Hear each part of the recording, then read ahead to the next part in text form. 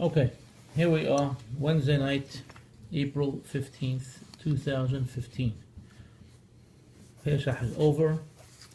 This is our first class after Pesach. We're in the Omer period. As we know, every year the Omer brings up all types of discussions, positive, negative arguments, what you can do, what you can't do, why you can do it, why you can't do it, etc. I decided it's time to re-examine and let's see what's going on. Maybe over the course of a number of weeks of these Wednesday night classes, we'll be able to have a much clearer and better understanding of what really started things. The only way to really do this is to look at the Gemara first. So we're going to start with Talmud Babli Masekhet Yebamot on page Samach Bet Amud Bet, page 62b in the Gemara. So I gave it to you in front of you in Hebrew as well as basic translation in English.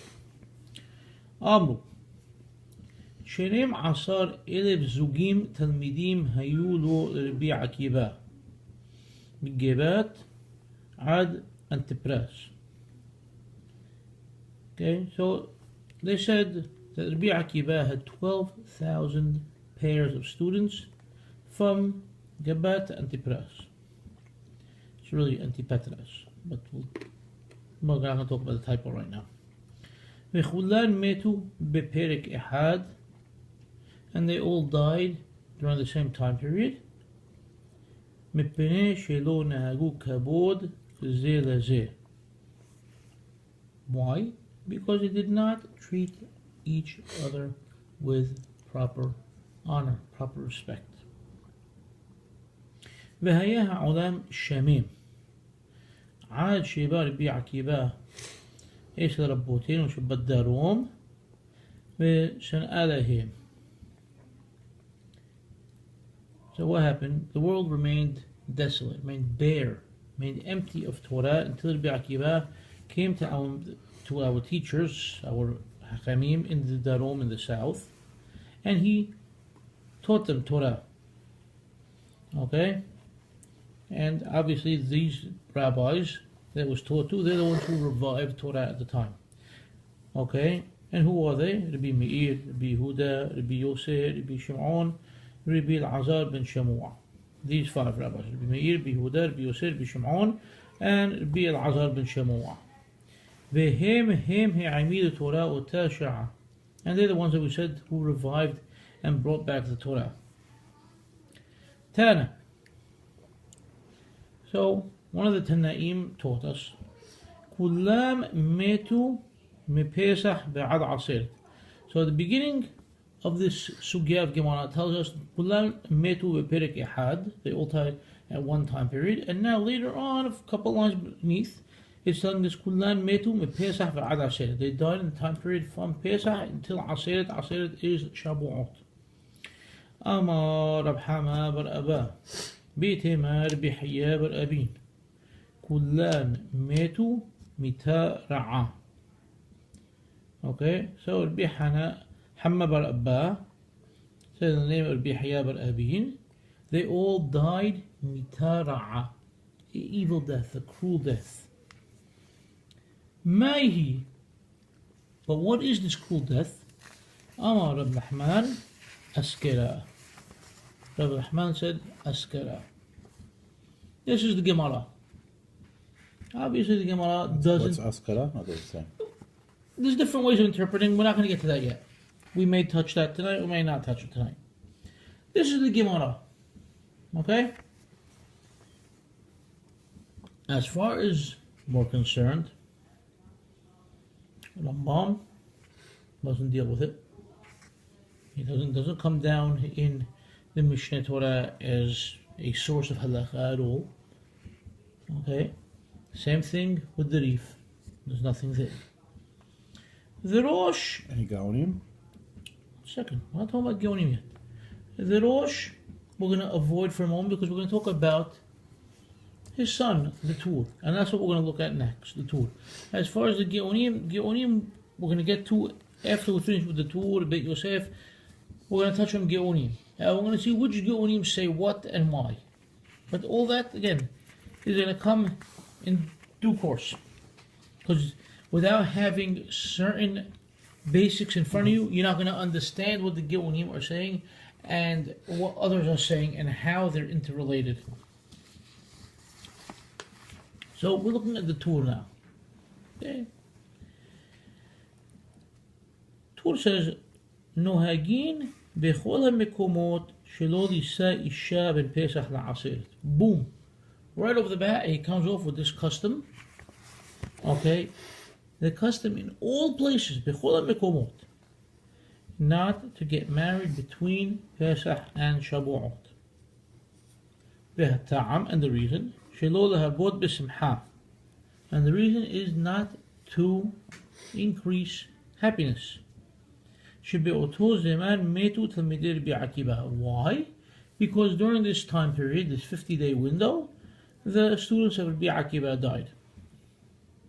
Bechatab harab Yisshaq ibn Giat dafka nisu'in shehu ikar simcha. And what did Yisshaq ibn Giat write? He tells us, no, this is specifically nisu'in, marriage, because that is the mainstay of simcha, of happiness.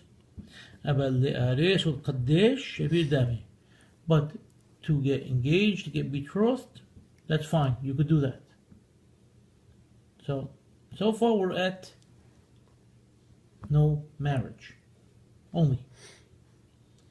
V'nisu'in nami. Nisu'in also. Mi shekafas bekanas and onshimoto. But if somebody jumped the gun, he got married, he entered into matrimony, no problem. And onshimoto, we do not punish him. But imba la'asod b'tahillah and morin lo la'asod kach. But if he comes to find out what to do, what not to do, Rabbi, I'm planning on getting married, I'm sending out invitations, this is the date we're picking, it falls out like this, is it okay? So if he comes to ask, then tell him, no, don't do it. But if he does it, it's fine. And this is what was put into practice by the Geonim. So the Torah is starting off saying that custom in all places not to get married. Okay? And the reason is because not to increase happiness because the Talmidim died. Then he quotes Yisshaq ibn Giat, who says this applies specifically to marriage, not to engagement. Who was over Yisshaq? We'll get to that. We're going to discuss there's a lot of factors over here that we have to deal with. Okay? But if the guy went ahead and got married anyway, it's fine. Don't worry about it. Alright? But if he comes to ask, then you could change him.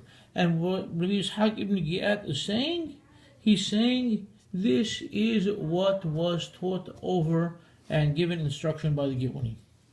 Stop there. Now the next part of the tour.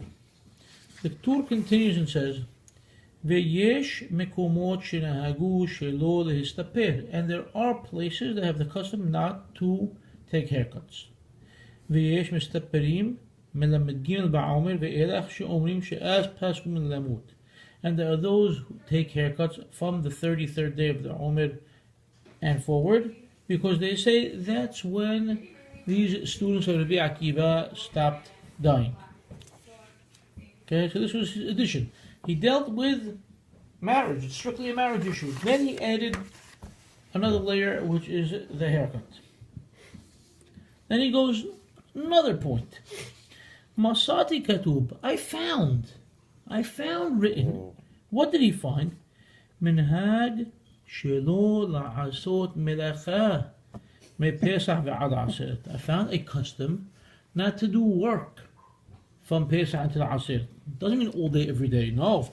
Mishiki'at hamma at shahrit. From sunset until the morning, until shahrit time. I read this. Mishum תלמידי רבי עקיבא שמתו סמוך לשקיעת החמה ונקברו אחר שקיעת החמה והיה העם בטלים מלאכה. Why?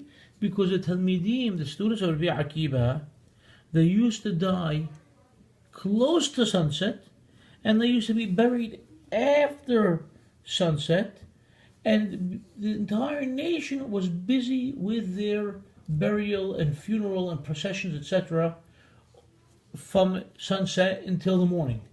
So since the people weren't working because they were involved in burying the dead, in funeral processions, in giving, last rites and honors to these great disciples. So as a remembrance to that, we also don't work at this time period, because they weren't working during this time period. And that's also the reason that they decreed not to do any happiness, not to have any happiness at this time period. Next level, so then we went marriage, haircuts, work. Next level, v'nahaguha nashim. Now, the custom of the woman, the custom of the woman is not to do any work from sunset. V'od she'anu sofrim ha'omer. And not only that, but we also count the Omer after sunset. Ukhtib Sheva Shabbatot Timimot Tiyena. Have to be 7 complete weeks. Lashon Shibut. Okay? Sheva Shabbatot Timimot Shabbatot. Shabbat, in this case means weeks, but you say no, means rest. So Lashon Shibut. So it means abstinence of work, of any sort of melacha. So since the pasuk says Sheva Shabbatot Timimot Tiyena, 7 complete works, to have 7 complete weeks, every week has time period where you don't work. So the same thing, each day of the Omer has a time period where you're not working, and this is this time period after sunset. Ukhtib v'safarta lecha Sheva Shabbatot shanim. Mikan she'sefira Bet Din. And from here we learn the Sefirat has to be in the Bet Din. Ma shenat shemita asu b'melacha. The same way the sabbatical year, is forbidden to work. Av zeman sefer ha'omer. That means also that time period of each day when you count the Omer, and when would that be? That would be all night long. Okay, from sunset until the morning. That entire nighttime period when you would have, that's your window to count. So the same thing, during the sabbatical year you don't work. So same thing in this window from sunset to basically till shahri time, you also don't work. This time period is forbidden to work. So just to clarify, there is a custom. The Torah is telling us there is a custom that from sunset until the morning, until Shahri time, of not doing work. There is the first custom that he listed, that he found written, a custom not to do work during these 7 weeks from sunset until Shahri time. And a second custom that he wrote, that the custom of the woman is not to do work from sunset until Shahri time. Okay? Because comparing this time period to Shemitah, during the Shemitah, which is a sabbatical year, you can't work. So the same way, this time period, each day, there's a time period where you have this window, from sunset until the morning to be able to count the Omer. So during that time period as well, you cannot work. This is the custom, just to clarify. I thought it was clear before, but I just want to make sure it's definitely clear. Now, you were asking about the Tur and about Yisshaq ibn Giat. The Tur, as we said, is the son of the Rosh. The Tur lived from 1269 to 1340. He was basically, in northern Spain, in Toledo.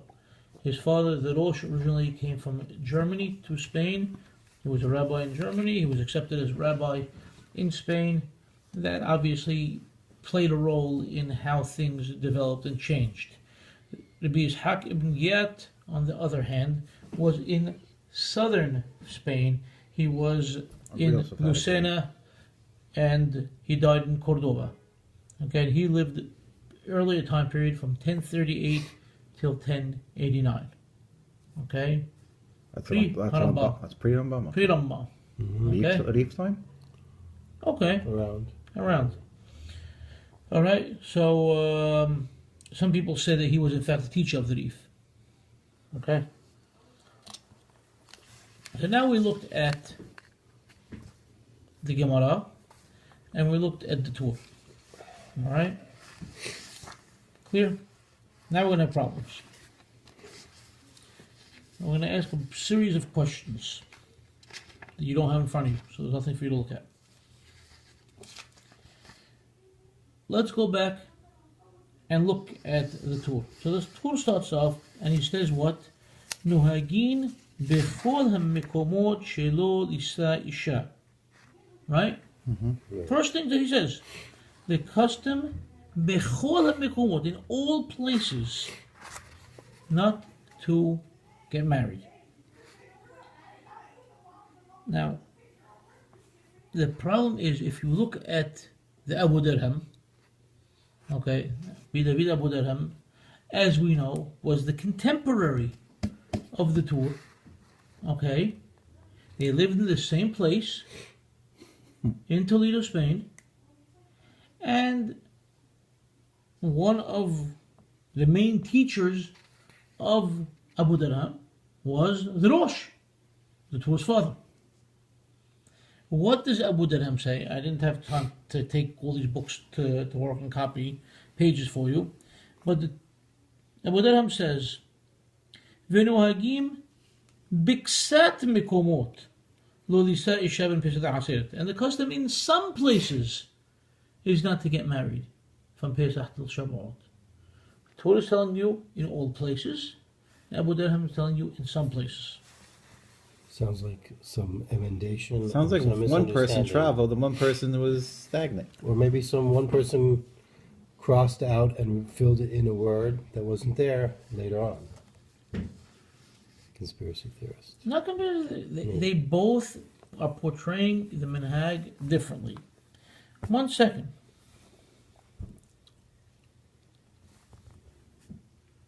Now, remember, the Torah quoted Ribbi Yisshaq ibn Giat, correct?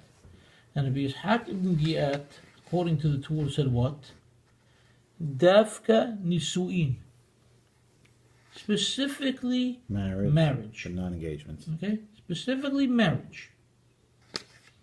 Let's read it. So now, 1 second. Well, I have it, I copied that just now and I was able to get it You printed out. really misquoted him? Wow. I didn't say anything. I didn't say misquoted him at all. Wait. So now, these guys, the Torah, the Abudirham, you're looking at 200 to 300 years after Ribbi Yisshaq ibn Giat, correct? Mm-hmm. Based upon the years that we just discussed. It seems that it possibly started off as a custom of specific vicinities, for specific locales, and slowly, like we've said in class before, monkey see, monkey do. Oh, they're not doing it there, we can't do it here either. And over time, it spread out, and more people stopped doing it.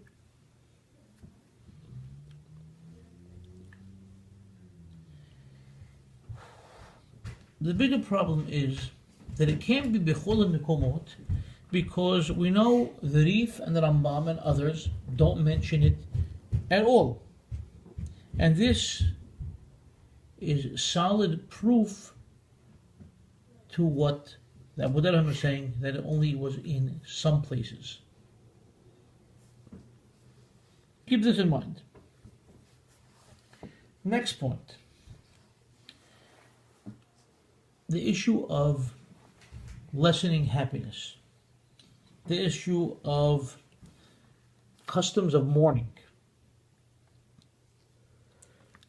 There is zero, and get this clear, zero source for this or mention of it in the Talmud or in the words of the Geonim.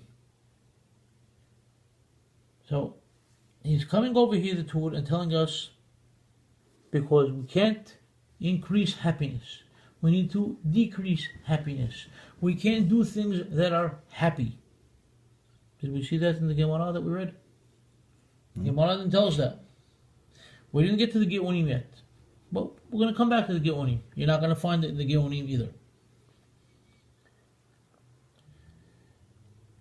So, if this is not mentioned, okay, it's not mentioned in the Rif, it's not mentioned in the Itur, it's not mentioned in the Rambam, even the Rosh doesn't mention it, okay, and many other Rishonim How about don't mention it. Rabbeinu Tam would be in Ashkenazi countries? Rabbeinu Tam, as far as I know, doesn't say it either. It's not there. This is something that is not there. So, Mahari Hajiz, Yaqub Hajiz, he was much later on, I think 1600, I get the exact year.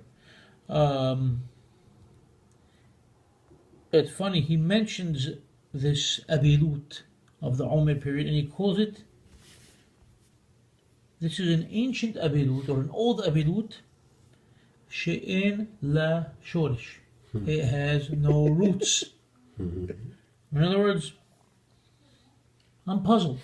I know there's some sort of mourning going on, but I don't know why. Okay? So, if that's the case, if Yaqub Haji is telling us something like that, we need to find out when and where did this start. Okay? And who put it into practice. Now, let's get back to the Gemara.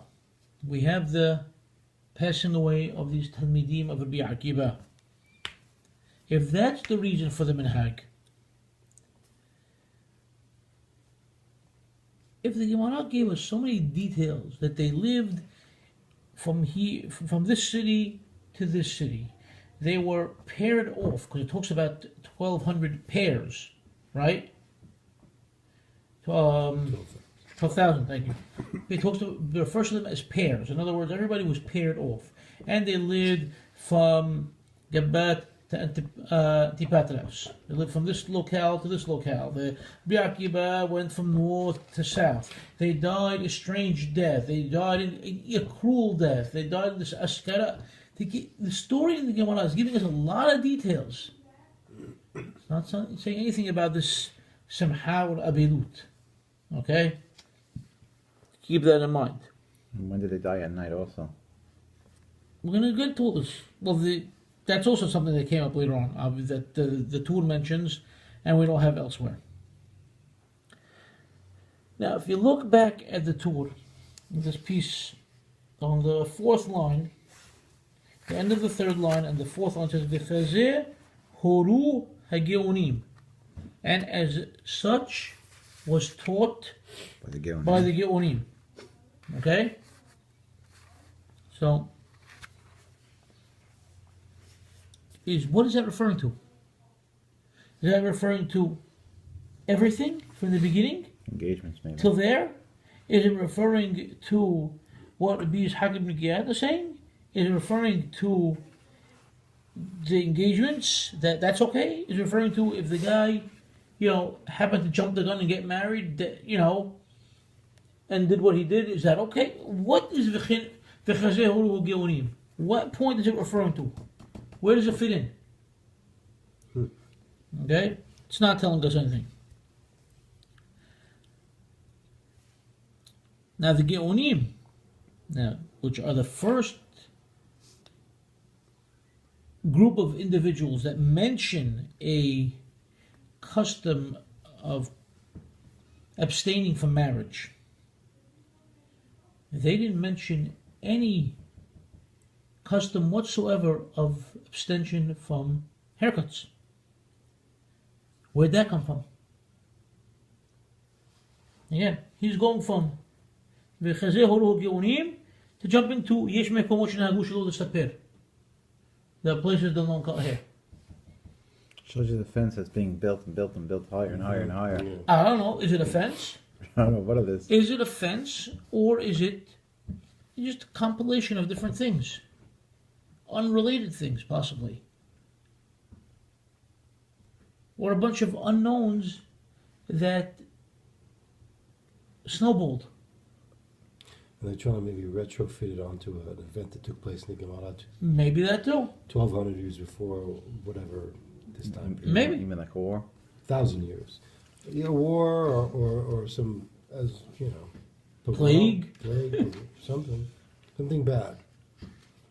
Now, if, another thing, if the source of this law is the sugya of gemara that we read, referring to the death of the students of Ribbi Aqiba,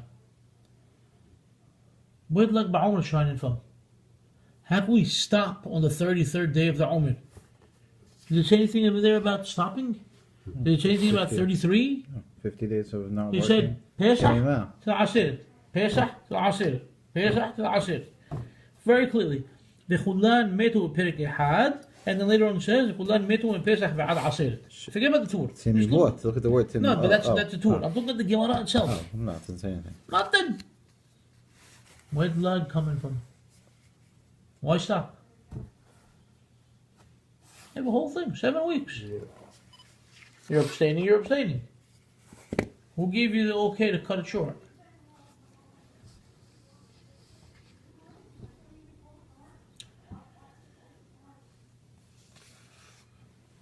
Now, we're going to get to the Bet Yosef in a second. You say, I made you a copy of the Bet Yosef. And the Bet Yosef over there is going to bring us a midrash. All right? We're going to look at that right now, and then we're going to come back to some of my questions. So the Bet Yosef.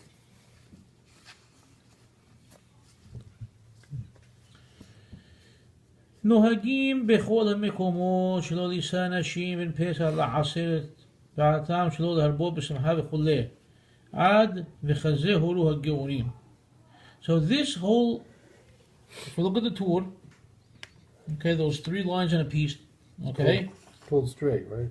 What? It looks like it's pulled straight from it. He's saying what? He said this comes from Rabbeinu Yeruham. Oh, Okay? who's that? We'll discuss Rabbeinu Yeruham afterwards. It's basically, it's a major Rishon that, an early Rishon, that the Bet Yosef, that Bet Yosef Karo in the Bet Yosef quotes extensively. I mean extensively, like there's no way to open up the Bet Yosef without seeing Rabbeinu Yeruham every few lines. Okay? ומה שכתב ויש מקומות שנהגו שלא הסתפר, and what he writes, referring to there are places that they have a custom not to take haircuts, כן כתב בישחק ibn שועב בדרשת יום ראשון של פסח וכן המנהג פשוט בינינו. So he goes, yeah, this is well written. Ibn Shu'aib writes this. He was a rabbi in Spain. He writes it in his first day of Pesach speech. Okay? And this is a well-known custom, and it's the common practice among us. Is what Moran is telling us in Bet Yosef.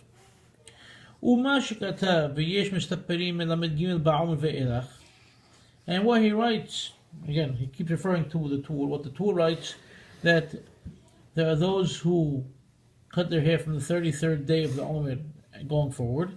כן כתב הרב רבי דוד אבודרהם בשם אבן הירחי משמו של הרזה, וכן כתב גם כן הרי אבן שועב. Okay, so he says, nothing new. Abudirham writes it. He writes it in the name of Ibn Hayirhi, which is Sefirat Manhig, who writes it in the name of the Razar, Zechariah al-Levi, which we learned many years back, David, if you recall. Mm-hmm. And this is also written by Yisshaq ibn Shu'aib, who I just mentioned in his speech of the first day of the holiday. And what does he write over there? He's quoting now the speech of Ibn Shu'aib. Shama'ti, sheyesh b'midrash, I heard that there was in a midrash, Shemetu me pesah ad peros ha'aseret, that they died from Pesach until peros of Aseret. Peros is meaning what? V'hu ted vav yom kodem Aseret, meaning 15 days prior to Shabou'ot. Ke'omram ad peros ha'pesach, peros ha'hag, shem hamisha asar yom. Anytime we find this term peros of something, peros means 15 days. Okay? peros ha'hag shem hamisha asar yom benisan, ubtishri, وشتسير 15 يوم 40 بتشعة. When you deduct, when you subtract 15 from the 49, you have shiloshim va'arba'a, you have 34. V'nehem shiloshim u'shlosha shilemim, and therefore you have 33 full days. Umgallahim b'yom lamedal v'boker, and you shave, haircut, shave, whatever it may be, on the 34th day in the morning. Kemiksatihim kullo, because a portion of the day is as if the whole day. Ad kan l'shomo. That's the end of the quote from Ibn Shu'aib, who's basically saying what he heard in the name of Midrash. Sefer Adam v'Havva, Natib He. This Sefer Adam v'Havva, Natib He is part of Rabbi Orah Haim. Okay? Hu ata ken. It's also the same thing is copied there. V'chol ze katab harashbes b'tshuva. Okay? It'd be Shimon ben Semah writes the same thing in Teshuvah. V'chata ulfize, and he writes according to this, Kol yom lamed gimel asur. Therefore, the entire 33rd day is forbidden. Umiksat lamedad, and a bit of the 34th. Ulfi da'at harambam, and according to the opinion of Harambam, miksat layla sagi, a little bit of the night is enough. K'di'ita b'sefer Torah Adam, as is written in the book Torah Adam. Now, I don't know how they're attributing this to Harambam, but I'm sure there must be a way to deduce it from something else that Rambam writes in a different law, because he doesn't write about these customs. No, it's a fact, we have to be honest about it. It's funny.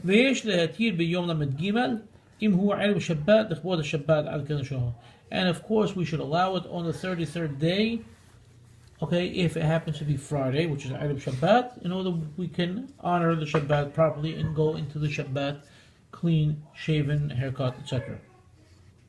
Vida, and let it be known, you should know this. And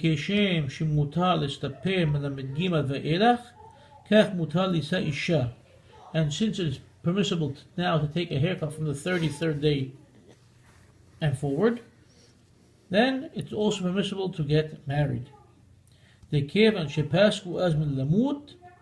they stopped dying, we said 15 days before they stopped dying. Again, the Gemara doesn't say they stopped. Okay? But the Midrash says it. Okay? There's Midrash that Shu'aib happened to hear about. Okay? So if they stop dying, so why should it be forbidden to get married? Abudirham, and it doesn't make a difference that Abudirham or Rabbeinu, I guess being over here the Tur, okay, doesn't make a difference that they didn't mention the marriage. It's enough that they mentioned How about the bonfire on the 33rd? It's enough that they mentioned the no haircut, and obviously if no haircut, then marriages are now permissible as well. It doesn't make a difference. They didn't mention that you could now get married from the 33rd day. Continuing in the Bet Yosef, and there are some that have the custom to take haircuts on Rosh Chodesh Iyar. Because Rosh Chodesh is like a Yom Tov. And you shouldn't do any sort of morning practice on Rosh Chodesh. It seems to me,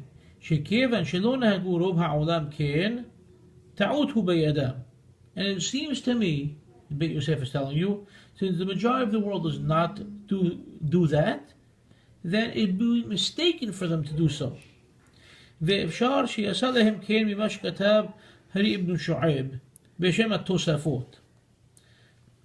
maybe they figured this out based upon something that Ibn Shu'aib wrote, based upon in the name of the Tosafot, שמה שאמרו ל"ג לעומר אינו כמו שנוהגים. Maybe it's based upon something in the name of the Tosafot. The 33rd day or 33 days of the Umr is not like what you think, count a straight 33 days. No, not that at all. إلا شلوشيم وشلوشا يوم. Rather, it's 33 days. But how 33 days? כשתסיר 7 ימי הפסח ו7 שבתות ו2 ימים של ראש חודש שהם 16 ימים. Take this Omer period, okay, and take away now 7 days for Pesach and 7 Shabbatot, 14, and take away 2 days of Rosh Chodesh. Now you can take away 16 days. That's the same 16 days, basically. There you go. You got 33 days now. 49 minus 16 is 33. Now, does that work for you? I'd say there's 8 days of Pesach. All these guys are writing outside of Israel. True. You have 8 days. 1 second. You have 8 days for that. You have the 7 Shabbatot. We're up to 15. You have 2 days of Rosh Chodesh Iyar and 1 day of Rosh Chodesh Sivan. Okay, everybody forgets about that one. So that's 3 and 18. It's 21 days. So you're saying getting married on the No, I'm not saying getting married. What I'm saying is that you have all these open days. No, you have but you have other open days to play with during this 50-day window. Just keep it in mind. But this is the way they calculated 33 days. Barry just said Yom HaAtzmaut, but okay, that's a It's little a bit different extra. issue. No, it's a different issue. If we continue this topic week after week, you're going to see how that's going to fit in a different way, though. In a way that would be very shocking to you. Okay. Okay. 16 ימים. שאין אבלות נוהג בהם, נשארו מן 49 יום, 33 יום. Okay, we remove 49 minus 16, we're up to 33. עד כאן לשונו. ומפני שראו שם לשני ימים של ראש חודש אין אבלות נוהג בהם, נהגו בהם היתר. And since when they looked at this calculation, they saw that on these 2 days of Rosh Chodesh Iyar, you should not have any sort of mourning custom. So they kept that in mind for whatever reason. And some people will take haircuts and do things on that day. V'day shibush, because this is, corruption. דלה אמרו לשני ימים של ראש חודש אין אבלות נוהג בהם, אלא לנוהגים איסור תספור עד עשרת. It only applies to people who will keep the entire period from Pesach until Shabou'ot. דבלא שני ימים לראש חודש, משכחת 33 יום באבל, לדידן. דלה נהגינן איסור. אלא עד מדגים על יום בעומר בלבד, כל 33 יום, אסור להסתפר ואפילו בראש חודש. But people who are doing 33 straight days from Pesach until then, okay, considering that, cancel what I said about the 8 days of Pesach. It's really only 7 days because the first day of Pesach is not part of the Omer. Okay, let's realize that. Okay, so we're down to 20 days. The point is, so if you're counting from the beginning of Pesach, from that second day of Pesach, then you're counting 33 straight days. If you're doing the entire Omer period, so these are your open window days. But you can't have the best of both worlds, he's telling you. Okay? He ends off, Masati Katub Minhag Shilul Ashum Medachar Pesach Ba'al Asir Mishigat Hamad Shahrit. Again, this thing about not working. Again, Bet Yosef tells us what? Ken Katab Rabbenu Yeruham bin Tibheh Eligdim Dalit B'Shem Rabbenu Ha'ayegaon. Something happened now. He quotes Rabbenu Yeruham for this not working custom, but he says, Rabbenu Yeruham says this in the name of Rabbenu Ha'ayegaon. So now, not working is a custom that goes back to the Gaonic period. We'll come back to it.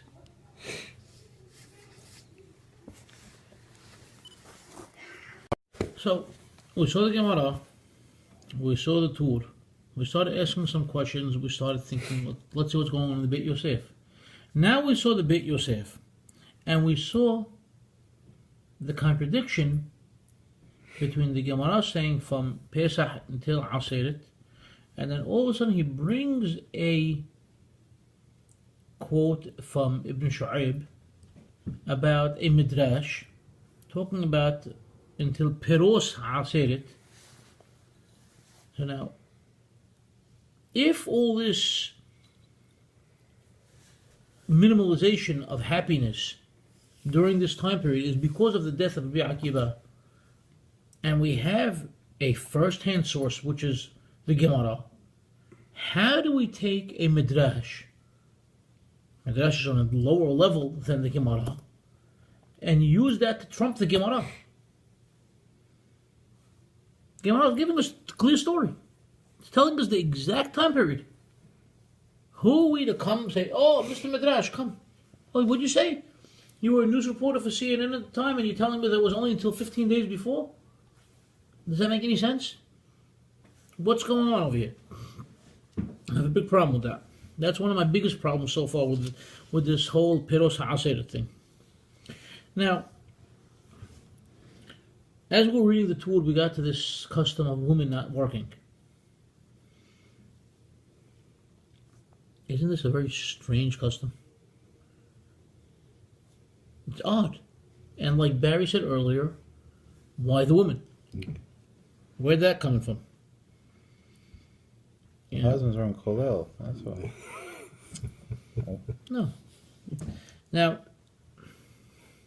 are these days of Sefirat are they more stringent from fasts that are introduced by the rabbis if you have a drought? Because when you have a drought, the Hachamim used to institute specific fasts, days of fasting, days of prayer, to do that. And during those days, which is something very serious, work is not forbidden. And if we are abstaining from work because of abilut, all right, why only at night? If you or me or the next person, God forbid, is morning, you're not working all day and all night. And if we're in a mourning period, because we're all mourners for these Talmidim of Ribbi Aqiba, so we all can't work for 49 days. Is this Ramadan that we fast during the day and we eat at night, and so we work during the day and we don't work at night? I don't get it. Where did we ever find an isur of melacha at night? Do we have such a thing? No, never. I never heard of it. There's another custom of women not working at night during Hanukkah. Keep it in mind. We're going to come back to it.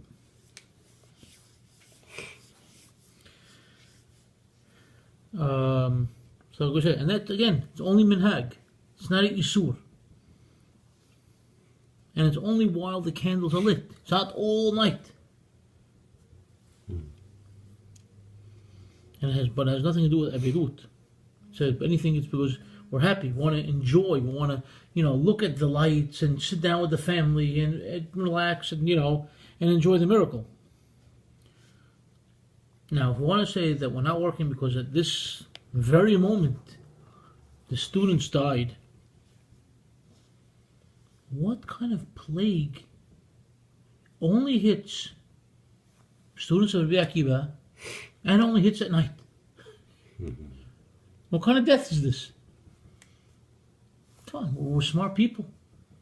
We know history, we know science. There's no such a thing. What gives? What's going on over here? Too many unanswered questions. Now the Torah mentions that the women don't do melacha from when? From sunset. But what does he say over there? Let's go back to it, because it's interesting, and none of you jumped on it before. Look at the bottom of that first page. ונהגו הנשים שלא לעשות מלאכה משתשכחנה, from when the sun goes down. ועוד and more. What if he continues? She'anu sofrim ha'omer ahar shikiat ha'hamah.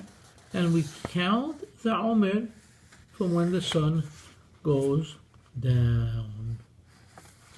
When was the last time you counted the omer when the sun went down? Nope. When do you count the omer? 20 minutes after. Well, yeah. When do you count the omer? That's about right. Yeah. Well, it's not sunset. I see what you're saying. So we count the omer when the sun goes down. I didn't pick up on that. I know you didn't pick up on it. Okay? Yep. Now, but what does it say? It says, Nashim don't work because we are counting the omer. We meaning men and women? Men only? What is he telling us here, the Torah? It would seem that he's saying that Woman counts the omer. women are counting the omer too. And this is a period of non-work. Anybody who counts the omer, all right, that's their time period. And women especially have an extra, custom of forbidding themselves from work. Well, maybe because the person can't eat until they do the omer, and the woman has to serve them, so. I don't know. Maybe. And why only for the women? Why not for the men too? If everybody's counting the omer, then okay, nobody works. I don't get it. Because we don't know of any time period that women don't work. The only time period that we know that women don't work, we said Hanukkah, there's a custom. And more than that, we have a women's holiday in Judaism. Nowadays, we don't see this women's holiday anymore, unfortunately. Our old-timers were familiar with it, and they even lit candles. What are we talking about? Rosh Chodesh. The woman had a very close connection to Rosh Chodesh, and it probably existed among Ashkenaziyot also, but amongst the Sefirat, it definitely existed. I remember seeing it with my own eyes, even my own grandmother, and she told me about many women who did it, from people from Egypt, from Syria, from Iraq, many people that she knew. Rosh Chodesh at night, the woman would light candles in honor of Rosh Chodesh, and relax and know that this is her holiday, and and revel in the, knowing it's Rosh Chodesh. So that was like a holiday for them. It wouldn't be a holiday for men; it was a holiday for the woman. So, are they happy that this is the Omer period and the students died, and that's why they're sitting back like it's Rosh Chodesh? Too many things that don't match, things that don't fit in with each other. And if we're looking at this dirasha that he's making in the end of the tour of Sheva Shabbatot Timimot Tehiyena, okay? No, Sheva Shabbatot Timimot Tehiyena, and they're saying Timimot Shabbatot Timimot is a time period of not working, and they're comparing the Shabbatot Timimot to Shemitah, a time period when you can't work. When did we ever find the Rishonim make a derasha from the Pesukim of the Torah to confer from that halachot? That doesn't exist. And all the more so to derive from that minhagim. This does not exist. It's completely unprecedented in rabbinic literature. It's unknown. So what's going on? So all this, we have no questions yet. To be continued. Basically, to be continued. But we're going to, I'm just confused by the whole thing. But even the first thing, when you walk into the Bet Yosef, first thing that he tells you about not taking haircuts, right? The second line tells you, Right away, he quotes Ibn Shu'aib. Yeah, in his Dirashul for Pesach, he writes it over there, and that's our custom. It's all Right, well known. of the Midrash. So now, the Bet Yosef, this is before we get to the Midrash. The Bet Yosef, who was not much later on, okay, who was living in the 1400s, he's already telling you, yeah, it's a well-known custom that nobody gets a haircut.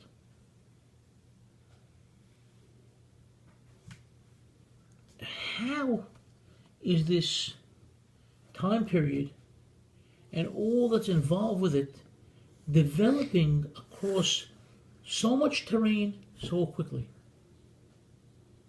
There's a lot going on here and a lot of unanswered questions. And now to be continued.